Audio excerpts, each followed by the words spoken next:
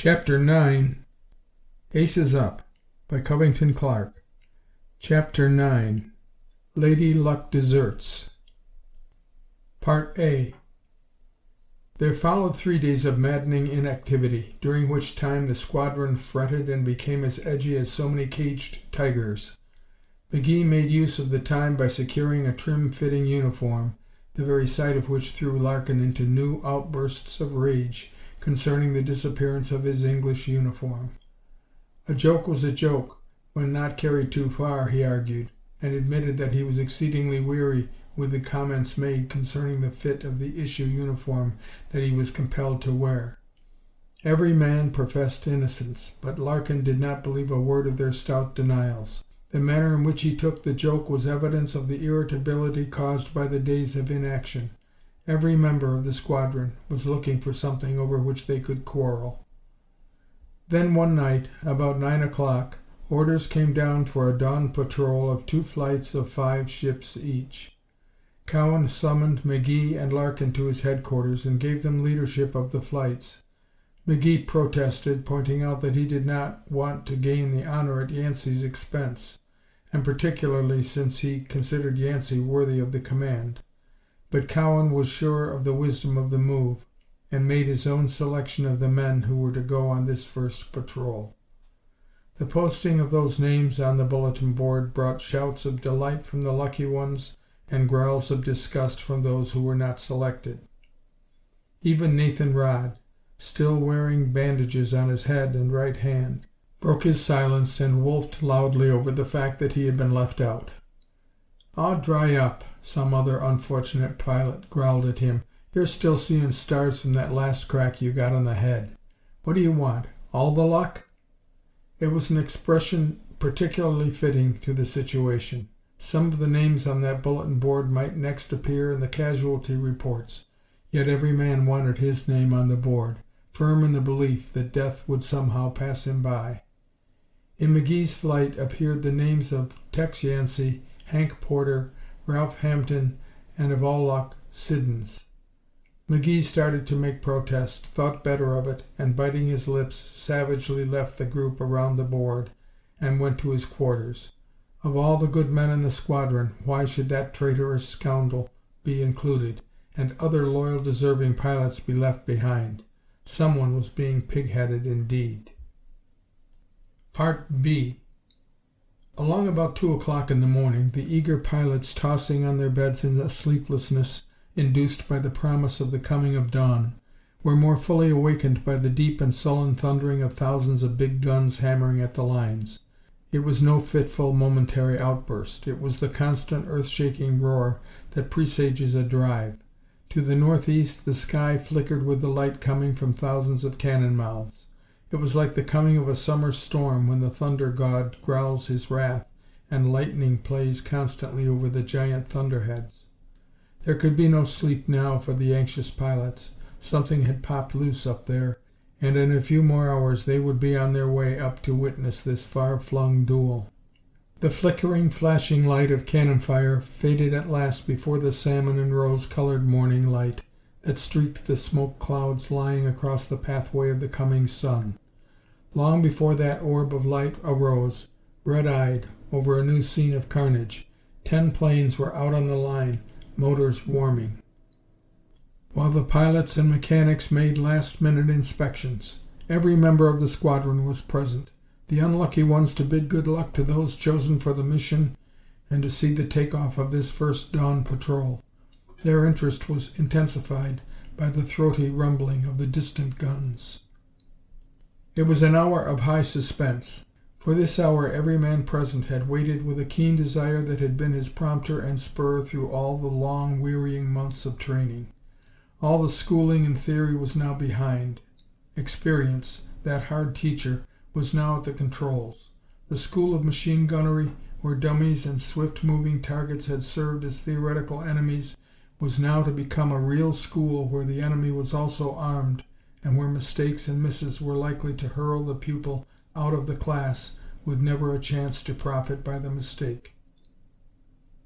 The dawn patrol. The day.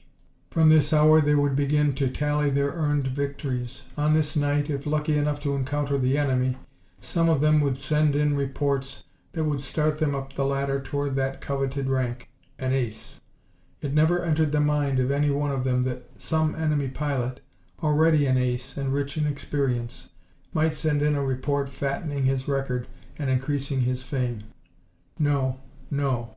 Air battle is made possible only by thoughts of victory. McGee walked over to Yancey's plane. The gangling Texan was testing his rudder controls and flipping his ailerons with jerky movements of evident impatience.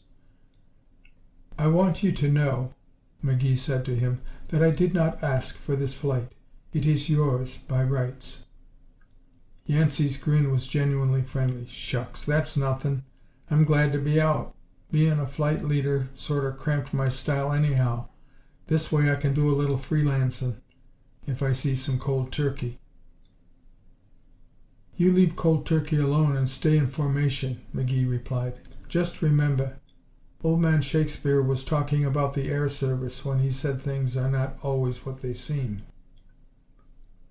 "I'll be good unless I spot some of those German observation balloons. Have a sneaky feelin' I could eat up 2 or 3 of those sausages before I come back here for breakfast without having my appetite spoiled." McGee shook his head in serious warning. "Leave them alone, Yancey. They look easy, but the Archie gunners can fill the air around them so full of lead that a bee couldn't fly through. And as for flaming onions, boy, we are out on combat patrol. Remember, this is no joyride." "Sure, but—" That moment Major Cowan came running across the field and hurried up to McGee. His excitement was evident in every movement. "Orders just came," he began hurriedly, "for every available ship to proceed to the bridges at Dormans and Chateau Thierry.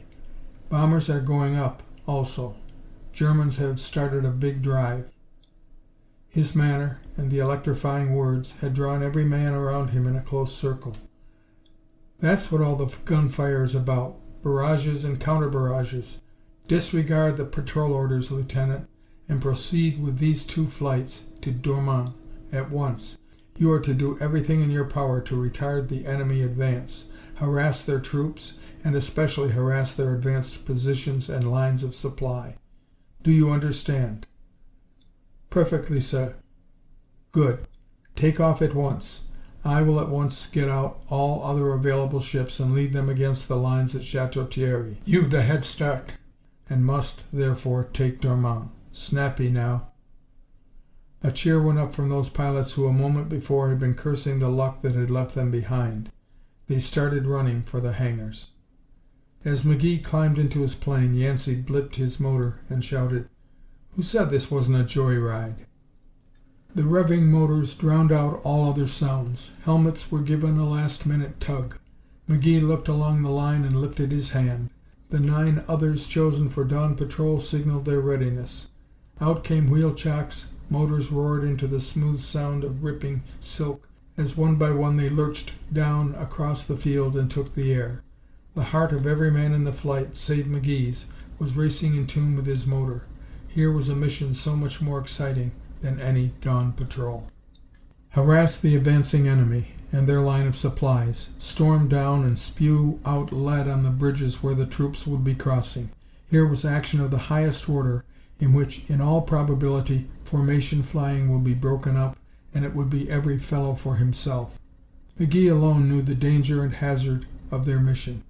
In a big push, the enemy planes would be out in great number, determined to sweep the air free of resistance.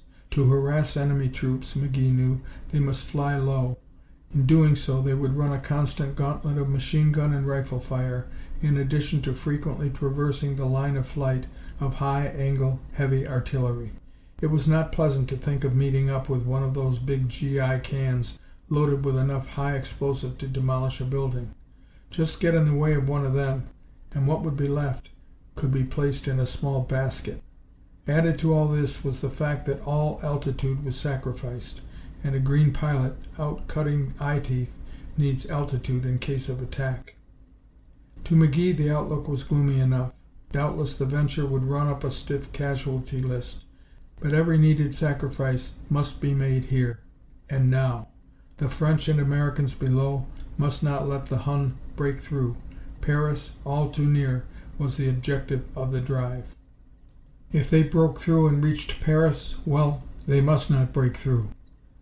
McGee saw the planes of another American squadron working up toward the front on his left.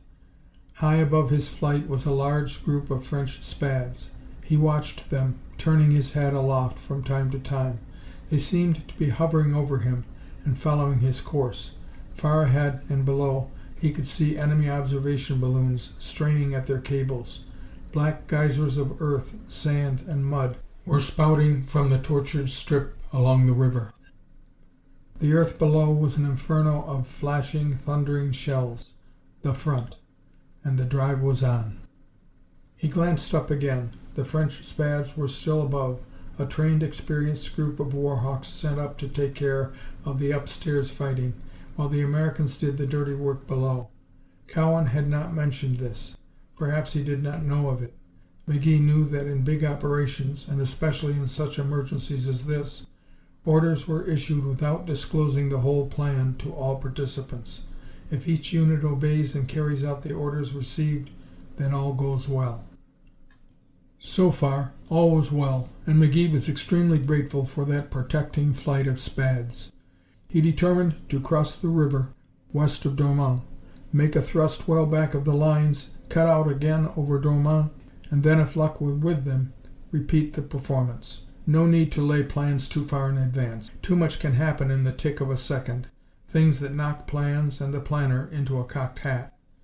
Below them now was a far-flung battle of raging intensity. German troops could be seen moving along toward the river, and a little farther inland McGee spotted a long line of infantrymen along a road paralleling the river. But they were moving westward, in the direction of Chateau Thierry, instead of toward the bridgehead at Dormans, and in addition to the marching men, the road was choked with artillery, caissons, ammunition wagons, and ambulances. Here was an opportunity made to order, and just as McGee was preparing to give the signal, he saw Yancey cut out and dive toward an observation balloon that was being rapidly drawn down by excited winchmen. No use to try to signal Yancey. That wild Texan was off on his joyride. Archies and machine gun fire tried vainly to stop Yancey's wild dive.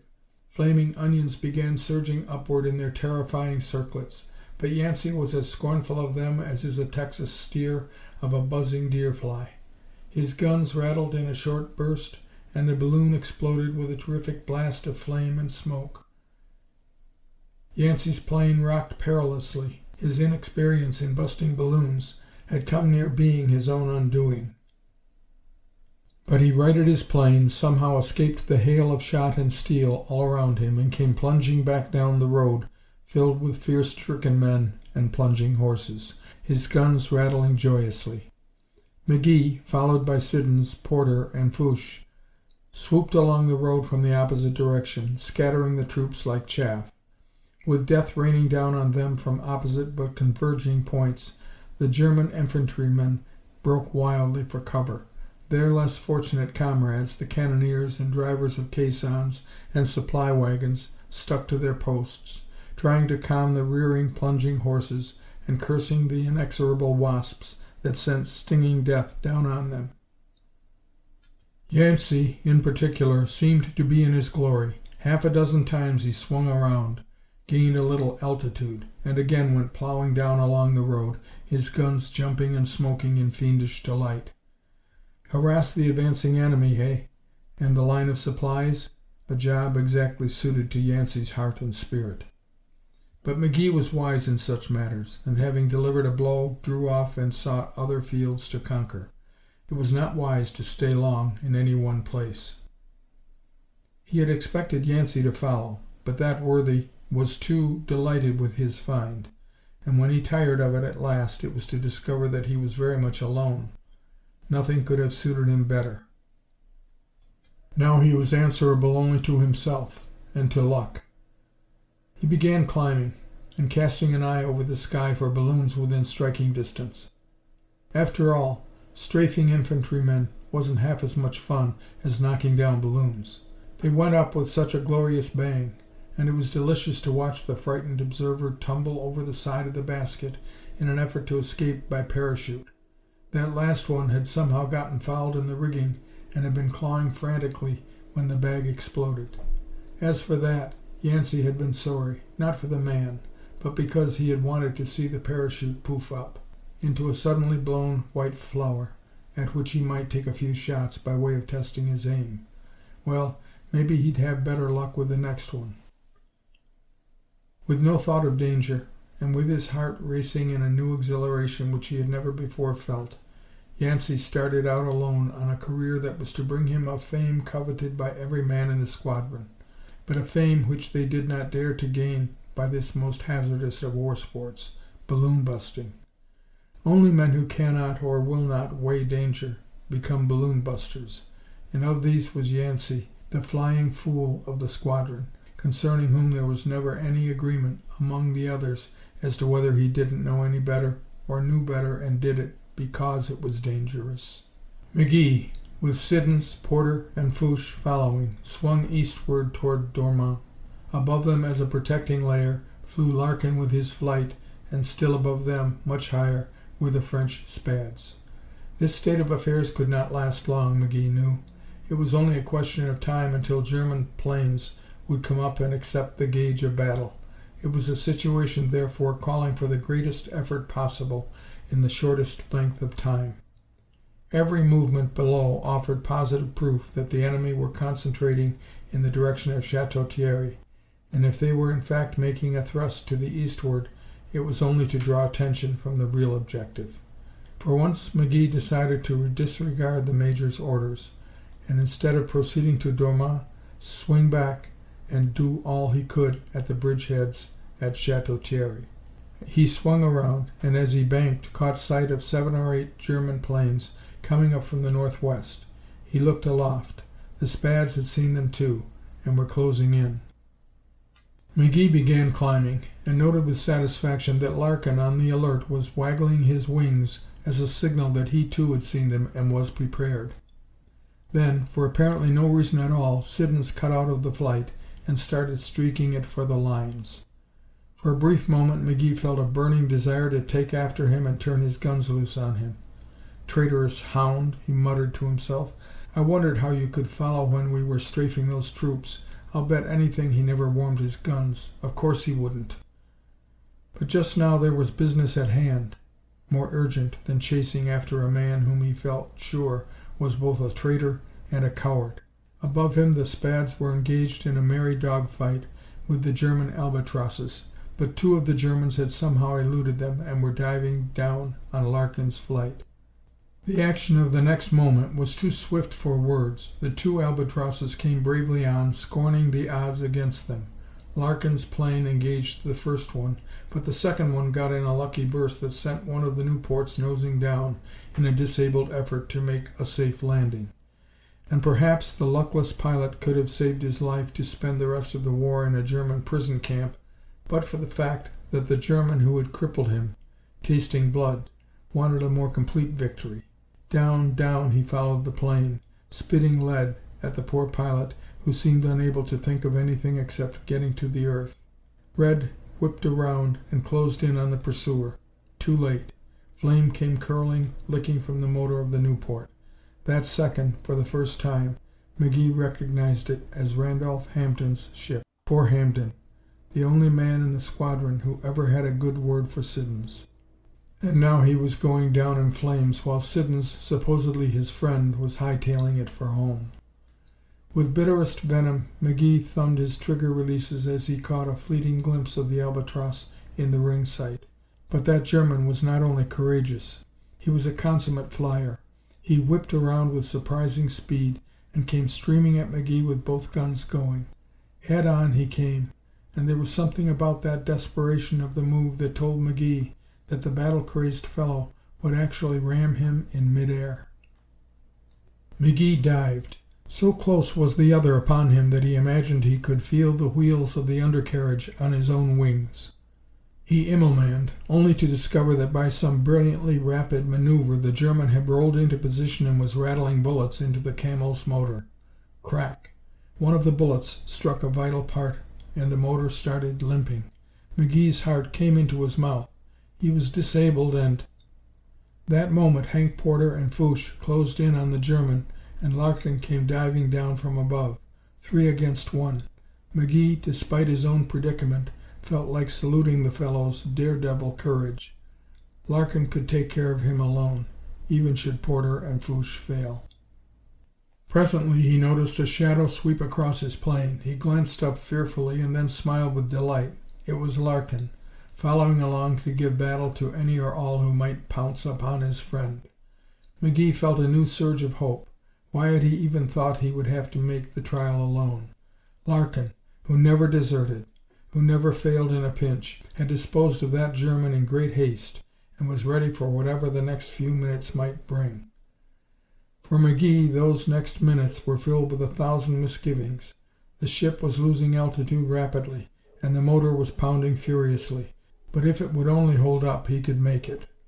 When he flashed across the river at Mézy, with some 800 feet to spare, he turned and waved a light-hearted okay to Larkin, and began to look for some landing place free of shell craters. It was not unlike looking for land in the middle of the Atlantic Ocean. Barrage after barrage had marked the earth with the deep-scarred pocks of war. He must push on, toward the rear, with the last inch that could be wrung from that motor, and then land straight ahead, leaving the outcome to Lady Luck. She had never deserted him completely. That moment she deserted. The motor conked with a non-stuttering finality. Now for a dead-stick landing straight ahead. If he could only pancake her down just beyond that big hole, maybe she could stop rolling. He pancaked, but in doing so struck too hard. The undercarriage was wiped out completely. He felt the bound, followed by a terrific upfling of the tail, and then 1,000 stars went shooting before his eyes, and it seemed that a lightning bolt rived his brain. Then darkness, and an infinite peace. End of chapter 9.